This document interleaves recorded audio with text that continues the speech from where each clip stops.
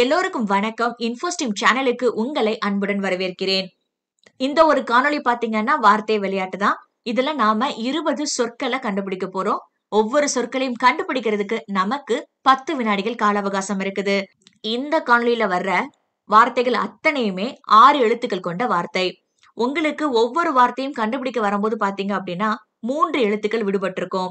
அதுக்கப்புறமா 5 வினாடிகள் கால அவகாசம் கழித்து விடுபட்ட 3 எழுத்துக்கள் இருக்கு இல்லையா? அதுல ஒரு எழுத்து உங்களுக்கு தோன்றும்.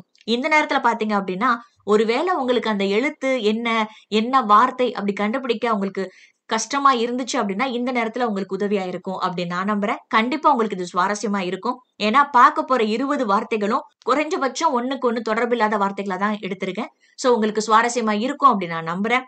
ஒவ்வொரு வார்த்தையும் கண்டுபிடிச்சதுக்கு அப்புறமா மறக்காம நீங்க உங்களுடைய பதில கமெண்ட் பண்ணுங்க.